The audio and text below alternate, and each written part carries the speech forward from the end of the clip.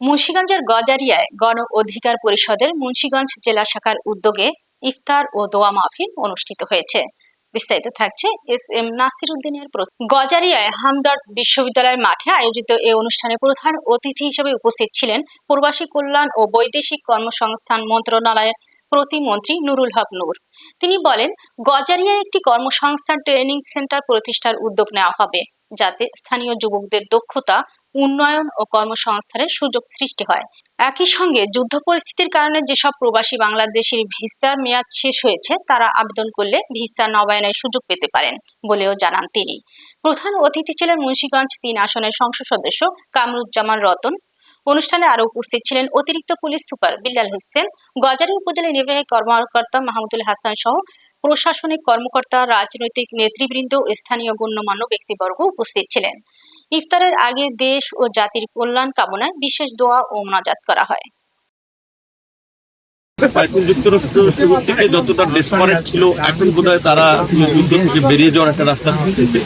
সেই দিক থেকে আমরা আশাবাদী যে হয়তো দ্রুত সময়ের মধ্যে এর একটা নিষ্পত্তি হবে, এবং আমরা এটাই সবসময় আল্লাহর কাছেও চাইবো এবং এটাই প্রত্যাশা করবো যে যুদ্ধ দ্রুত বন্ধ হোক। কারণ মিডল ইস্টের সাথে আমাদের শুধু শ্রমবাজার না, আমাদের জ্বালানি, অর্থনীতি, আমাদের বাইলেটারাল সম্পর্কের বাইরেও অনেক ধরনের টাইস রয়েছে। সেই জায়গা থেকে আমাদের যে শ্রমবাজার বড় একটা অংশ আসলে মধ্যপ্রাচ্য ক্ষেত্রে প্রায় ৭৫ লক্ষ আমাদের প্রবাসী শ্রমিক সেখানে আছে।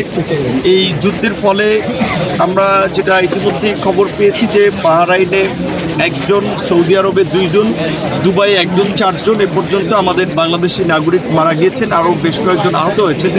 সমস্ত জায়গাগুলোতে আমাদের রাষ্ট্রদূতরা বোধহয় প্রথমবারের মতো এইভাবে বাংলাদেশি রাষ্ট্রদূতরা বিদেশে তার নাগরিকরা এইভাবে আহত হলে কিংবা সংঘর্ষে ফলে এরকম একটা পরিস্থিতির মধ্যে পড়েছে এবং রাষ্ট্রদূতরা সশরীরে গিয়ে খোঁজখবর নিয়েছে।